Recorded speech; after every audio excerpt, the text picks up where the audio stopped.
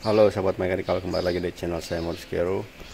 Nah, di sini saya akan menginfokan cara mengencangkan baut pada flank tanpa menggunakan torsi atau kita menggunakan secara manual atau tenaga kita sendiri. Nah, yang pertama-tama kita perhatikan adalah dalam pengencangan baut. Nah, ini sepertinya nih, seperti ini. Contohnya dia baut 8. Nah, di sini ada bautnya buat 8 nih. Ada 8 baut, 1 2 3 4 5 6 7 8.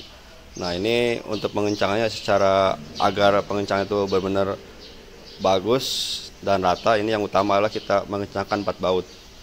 Nah, ini kita silang nih. Silang. Nah, ini silang juga 4. Nah, ini yang sebenarnya yang harus dikencangkan yang paling utama adalah bagian 4 ini. Nah, ini jika kita menggunakan tanpa torsi ya. Nah, jadi yang 4 ini tinggal mengikuti kencangannya dari sini. Tapi yang utama ini harus sama kencangannya. Nah, ini tinggal gitu aja. Nah, kalau yang 4 ini sudah sama, walaupun yang ini kendor atau ini kendor atau ini kendor atau ini kendor, itu dijamin nggak bakalan bocor. Gitu. Ini berdasarkan pengalaman, dan jangan sesekali mengencangkan, apalagi kalau kita menggunakan palu atau martil, gunakan dengan pipa.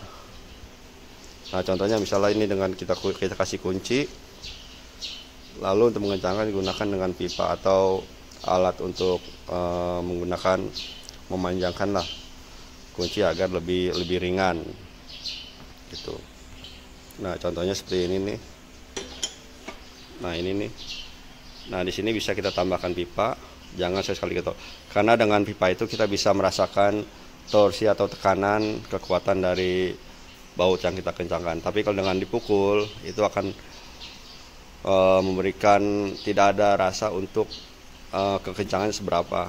Karena pukulan itu kita nggak bisa menyesuaikan kondisi baut atau kondisi kekencangan dari valve atau antara flank dengan flank. Nah, sama seperti kayak kita bongkar engine, itu biasanya kita tidak pernah menggunakan palu atau martil untuk membuka baut-baut di engine, tapi menggunakan pipa. Nah, sama seperti palu seperti itu. Nah, ini kalau jika bautnya seperti ini banyak nih. Nah, ini kebetulan sudah saya tandain, ini kan berdasarkan pengalaman pribadi menggunakan seperti ini. Ini yang saya tanda putih, ini adalah bagian yang utama yang dikencangkan. Ini 1 2 3 4 5 6. Nah, dia ini menggunakan 12 baut. Jadi kita bikin selang-seling. Nah, 6 bagian inilah yang menjadi pengencang utama. Sedangkan yang bagian 6 ini hanya mengikuti kekuatan dari baut yang 6 tadi. Gitu. Ini berdasarkan pengalaman, jadi kita tidak berdasarkan buku atau yang lainnya, berdasarkan kejadian yang sudah kita alami, dan itu berhasil dan tidak akan bocor. Kecuali kita menggunakan torsi, nah itu harus sama. Kalau torsi dia ini semua lingkar harus sama torsinya, seperti ini juga harus sama torsinya. Nah, kenapa ini kita utamakan, ada bagian-bagian baut yang kita utamakan kencangannya, seperti di sini kita seling, atau seperti ini dia segi 4, harus yang segi 4 ini yang menjadi plus itu harus diutamakan. Karena kalau kita menggunakan tangan, kalau kita semuanya kencangkan, itu malah justru akan membuat pengencangan tidak rata. Nah, mau seperti ini baut 12, kalau kita semua kencang, nanti ada bagian yang tidak rata karena tangan itu tidak bisa memberikan kesamaan torsinya antara bagian-bagian ini. Dan nanti akan bagian yang lainnya keras atau terlalu rendah. Jadi kita gunakan bagian-bagian tertentu yang kita kencangkan, tapi sebagian bautnya lain hanya mengikuti kekencangan dari baut yang utama. Nah, untuk proses pemasangannya itu dengan cara disilang.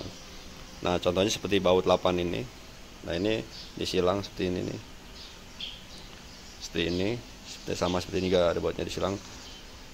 Nah, ini juga disilang dari sini, sini terusnya. Tapi yang kita utamakan pengencangannya lah bagian-bagian yang 6 ini. Nah ini bagian-bagian yang 4 yang ini. Nah itu tetap harus dilakukan. Jadi jangan mentang-mentang ini bautnya ada 8 kita kencengin yang ini semua. Jangan, tapi tetap disilang-silang ini juga bagiannya. Tapi dengan porsi yang diutamakan kekencangan yang sama adalah bagian 4 ini. Sebaliknya ini juga yang diutamakan adalah porsi kekuatannya adalah bagian yang ditandai putih ini, yang silang. Jadi 6 dia kita utamakan kekuatannya, yang lainnya juga tetap kita kencangkan, tapi yang lebih utama lah yang bagian 6-nya ini. Nah itu mudahan tidak bocor, dan ini sudah berdasarkan pengalaman, dan walaupun baut ini kita kendorkan itu nggak bocor. Jadi proses ini adalah cara mengatasi pengencangan baut flank to flank dengan secara manual agar rata dan kuat. Oke, semoga video ini bermanfaat.